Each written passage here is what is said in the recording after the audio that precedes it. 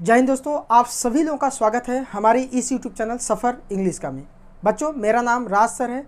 बच्चों, आज का ये वीडियो लेक्चर आपका बहुत ही महत्वपूर्ण होने वाला है। मैं ऐसा क्यों कह रहा हूँ?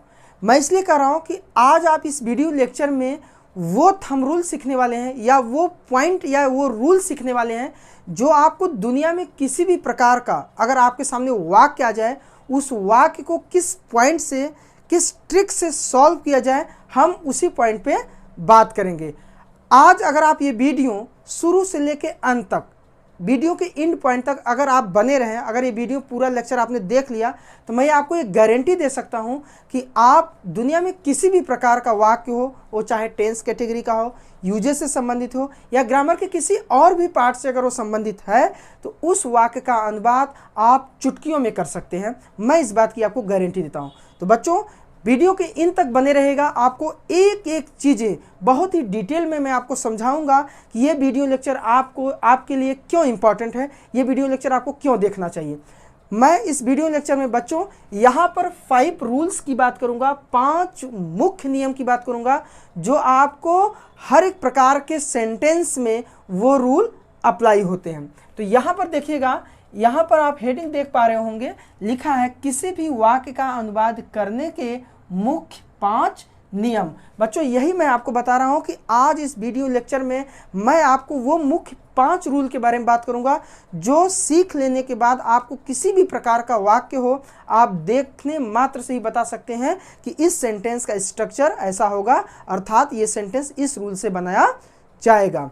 तो बच्चों, आप बड़े पेशेंस के साथ, एकदम धैर्य के साथ एक एक चीज़ को देखिएगा।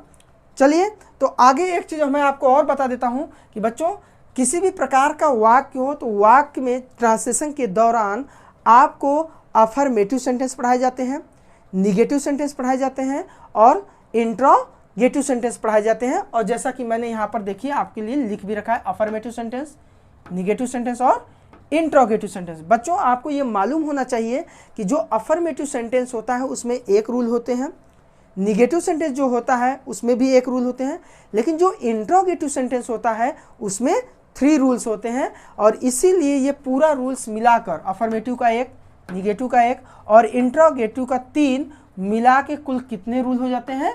5 रूल हो जाते हैं, 5 रूल्स हो जाते हैं। और इसी को 5 रूल्स को ही इस वीडियो लेक्चर में मैं आपको समझाऊंगा कि दुनिया का कोई भी वाक्य हो, आप उसको इसी 5 रूल्स की मदद से आप उसको सॉल्व कर सकते हैं। तो चलिए, टाइम को वेस्ट नहीं करते हैं और आपको एक एक चीज़ सिखाने के लिए हम वीडियो को शुरू करते हैं। तो बच्चों, चलिए, अब आप लोगों को मैं यहाँ पर जिस प्रकार से मैंने बताया कि देखिए अफर्मेटिव सेंटेंस, निगेटिव सेंटेंस और इंट्रोगेटिव सेंटेंस। तो बच्चों, आप एक चीज़ ध्यान दीजिएगा कि अफर्मेटिव में एक ही स्ट्रक्चर होता है, मतलब एक रूल होता है, निगेटिव में भी एक ही स्ट्रक्चर होता है, एक रूल होता है, लेकिन इंट्रोगेटिव सेंटेंस में आप देख रहे हैं 3 स्ट्रक्चर आपके सामने है। इसका मतलब इसमें 3 रूल्स होते हैं। बच्चों, आपको इतना तो मालूम ही होना चाहिए कि इंट्रोगेटिव में 3 रूल्स होते हैं, मतलब इंट्रोगेटिव में 3 प्रकार के वाक्य होते हैं और तीनों अलग अलग प्रकार के वाक्य के लिए अलग अलग रूल्स भी होते हैं। तो चलिए, एक ओवरव्यू के लिए मैं आपको ये बता देता हूँ कि इंट्रोगेटिव में जो फर्स्ट रूल होता है, ऐसे वाक्यों की शुरुआत क्या से होता है। जब समझ लीजिए कि दुनिया में कोई भी वाक्य हो, अगर वो क्या से चालू हो रहा है तो समझ जाना कि वो इंट्रोगेटिव का फर्स्ट रूल है। जैसे अगर हम आपके सामने कुछ वाक्य बोलें, क्या तुम पढ़ रहे हो, क्या तुम हंस रहे हो, क्या लड़के मैदान में बैठे हैं, क्या अध्यापक कक्षा में पढ़ा रहे हैं, तो इस प्रकार के जो सेंटेंस होते हैं, वाक्य क्या से चालू हो रहा है, तो ये इंट्रोगेटिव का फर्स्ट रूल होता है। लेकिन बच्चों, अगर मान लीजिए कि वाक्य के बीच में अगर प्रश्नवाचक शब्द आ रहा है, वाक्य के बीच में प्रश्नवाचक शब्द आ रहा है, जैसे वह वहाँ पर क्या कर रहा है, तुम बच्चों के साथ क्यों बैठे हो, सभी अध्यापक कक्षा में कैसे पढ़ा रहे हैं, ये सब जो वाक्य मैं आपके सामने बोल रहा हूँ, इन सभी वाक्यों में जो इंट्रोगेटिव वर्ड है, प्रश्नवाचक शब्द है, वाक्य के बीच में आया है, इसीलिए ये बन गया इंट्रोगेटिव का सेकेंड रूल। लेकिन बच्चों, इंट्रोगेटिव का थर्ड रूल क्या होता है? जब वाक्य के बीच में प्रश्नवाचक शब्द के साथ साथ नहीं शब्द आए। कहने का मतलब कि हम कोई वाक्य बोले आपके सामने और उस वाक्य में के बीच में प्रश्नवाचक शब्द भी आए और साथ ही साथ नहीं शब्द भी आए, तो ऐसे वाक्यों को हम इंट्रोगेटिव का थर्ड रूल कैटेगरी का सेंटेंस मानते हैं। कुछ एग्जाम्पल मैं आपके सामने बताऊं, जैसे वह वहां क्यों नहीं जा रहा है, विद्यार्थी कक्षा में क्यों नहीं पढ़ रहे हैं, आप उसे क्यों नहीं बुला रहे हैं। ये आप सेंटेंस अगर आप समझ पा रहे हो तो ये आप समझ गए होंगे कि इंट्रोगेटिव के थर्ड रूल में इसी प्रकार के सेंटेंस होते हैं। तो चलिए अब आपको एक एक चीज को हम आपको एक्सप्लेन करके बताते हैं कि सेंटेंस अगर अफर्मेटिव है तो अफर्मेटिव का जो स्ट्रक्चर होता है वो क्या होता है, निगेटिव सेंटेंस है तो निगेटिव का स्ट्रक्चर क्या होता है। और बच्चों एक चीज़ हम आपको बता दें कि सेंटेंस चाहे किसी भी कैटेगरी का हो, चाहे टेंस कैटेगरी का हो, यूजेस की कैटेगरी का हो या ग्रामर के किसी भी अन्य पार्ट से अगर वो संबंधित है, अगर वो सेंटेंस अफर्मेटिव है तो दुनिया का कोई भी सेंटेंस है अगर वो अफर्मेटिव है तो यही आपका रूल अप्लाई होने वाला है। और अगर निगेटिव सेंटेंस है तो ये रूल अप्लाई होने वाला है। और अगर इंट्रोगेटिव का फर्स्ट रूल है तो स्टेप बाय स्टेप हम उसको आपको समझाएंगे। तो चलिए एक एक चीज को आपको बताते हैं। तो यहाँ पर देखना बच्चों कि यहाँ पर लिखा है अफर्मेटिव सेंटेंस, साधारण वाक्य। अगर दुनिया का कोई भी वाक्य है, अगर वो साधारण वाक्य है तो उसमें स्ट्रक्चर आपका लगने वाला है ये, जो कि आपको कह रहा है कि सबसे पहले अगर अफर्मेटिव सेंटेंस है तो बच्चों आपको रखना होगा उसमें सबसे पहले सब्जेक्ट को, फिर प्लस हेल्पिंग वर्ब को। कहने का मतलब कि सबसे पहले आप सब्जेक्ट रखिए, फिर इसके तुरंत बाद हेल्पिंग वर्ब को रखिए, फिर इसके बाद मेन वर्ब को रखिए, फिर ऑब्जेक्ट को रखिए और इसके बाद अदर वर्ड को रखिए।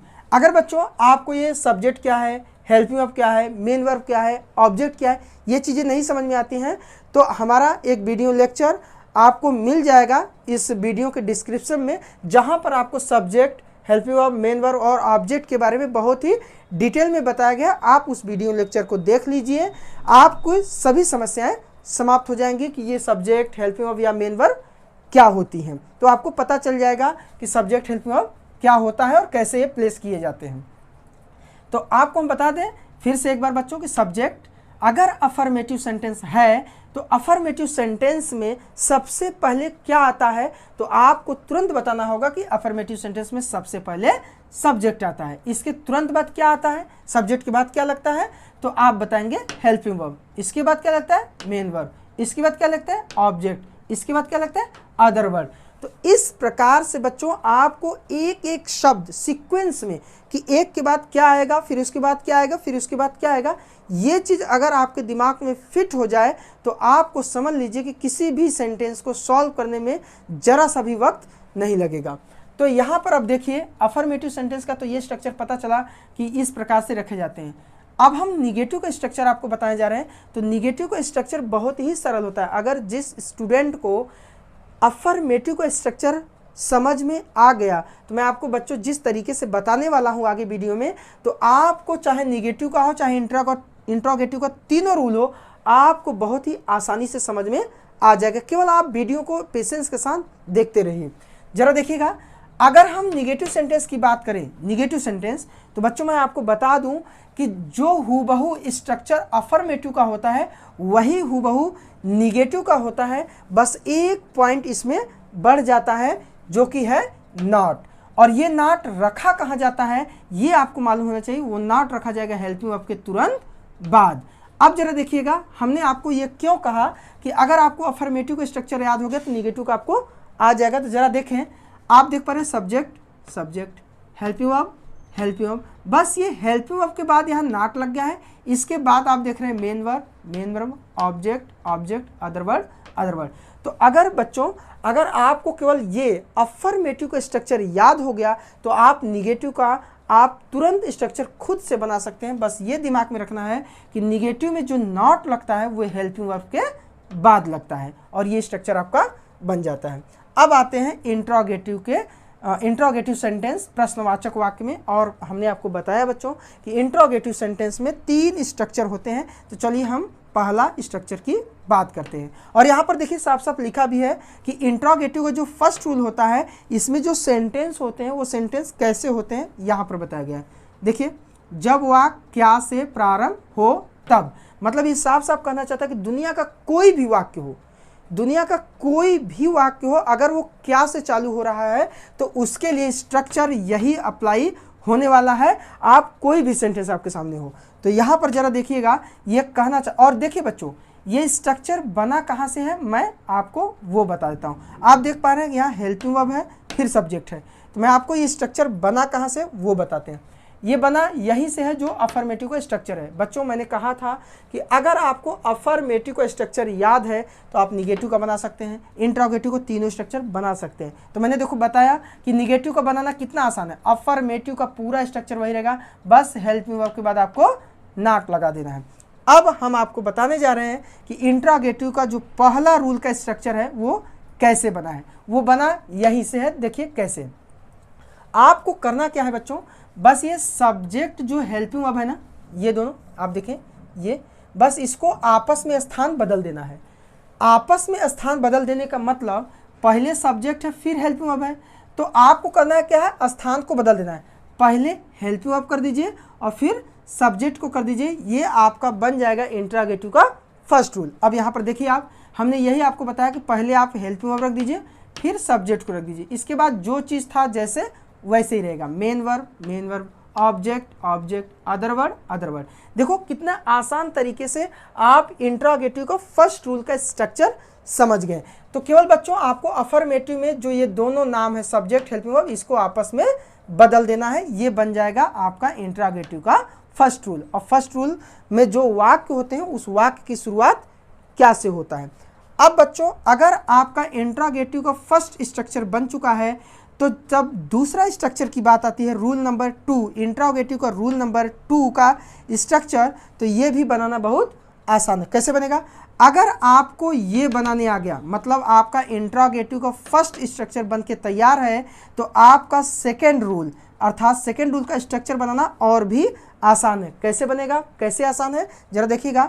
ये जो इंट्रोगेटिव का फर्स्ट रूल का स्ट्रक्चर है ना, ये पूरा हूबहू ऐसे ही रहने वाला है, बस इसी में एक शब्द जुड़ जाएगा। जुड़ेगा क्या बच्चों, जरा देखिएगा यहाँ पर देख पा रहे हैं आप कि अगर हम केवल इस क्वेश्चन वर्ड को हटा दें तो आप देख रहे हैं helping verb, subject, main verb, object, other word, सब कुछ वही रहने वाला है। बस इसी स्ट्रक्चर में मतलब पहला रूल जो स्ट्रक्चर का था, इसी के ठीक पहले क्या जोड़ देना है, क्वेश्चन वर्ड। और जैसे ही आप क्वेश्चन वर्ड जोड़ देंगे ये पहले रूल में ये बन जाएगा इंट्रोगेटिव का सेकेंड रूल। और दुनिया में कोई भी वाक्य अगर इंट्रोगेटिव को सेकेंड रूल पे आधारित है तो इसी स्ट्रक्चर से आप उसको सॉल्व करेंगे। इसी स्ट्रक्चर का मतलब सबसे पहले आप क्वेश्चन वर्ड रखेंगे, फिर हेल्पिंग वर्ब, फिर सब्जेक्ट, मेन वर्ब, ऑब्जेक्ट, फिर अदर वर्ड।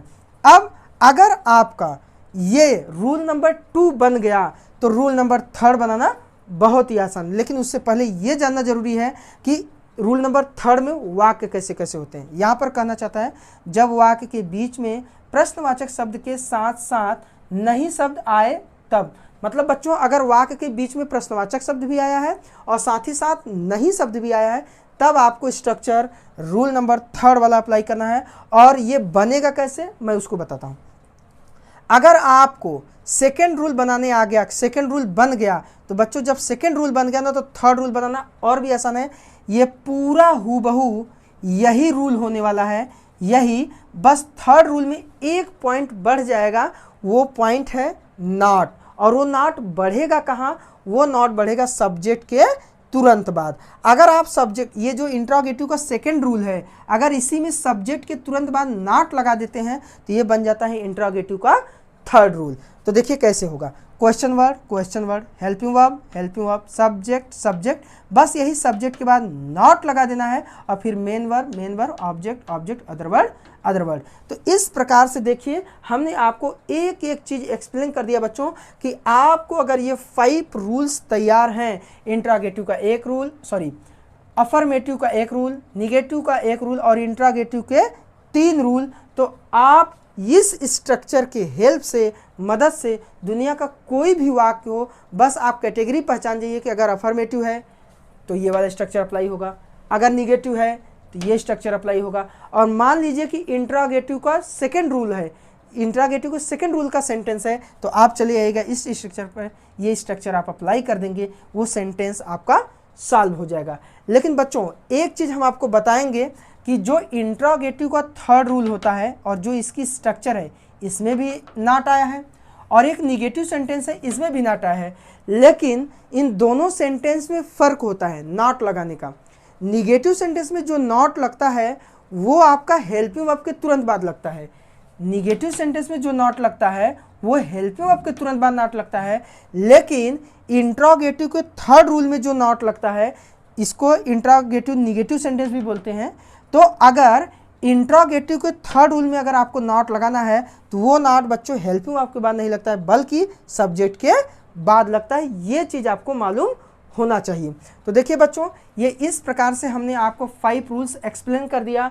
अब आप इसके बाद से अगर मेरा कोई भी वीडियो ट्रांसलेशन का या ग्रामर बेस पे किसी भी प्रकार के सेंटेंस पे आधारित आप देखेंगे या आप अपने लाइफ में खुद भी कोई सेंटेंस देखिएगा और उसके पहले कैटेगरी को पहचानने की कोशिश करिएगा, क्या यह अफर्मेटिव का है कि सेंटेंस निगेटिव का है कि इंट्रोगेटिव के पहले रूल पे है, दूसरे रूल पे कि तीसरे रूल पे है। अगर ये चीज़ आप पहचान पाएँ तो आप अगर पहचान गए कि ये तो निगेटिव सेंटेंस है तो निगेटिव सेंटेंस के लिए आप ये स्ट्रक्चर अप्लाई करिएगा, आपका सेंटेंस कभी भी गलत नहीं होगा। बस आपको ये मालूम होना चाहिए कि निगेटिव में सबसे पहले सब्जेक्ट, फिर हेल्पिंग वर्ब, फिर नॉट, फिर मेन वर्ब, फिर ऑब्जेक्ट और लास्ट में अदर वर्ड लिखा जाता है।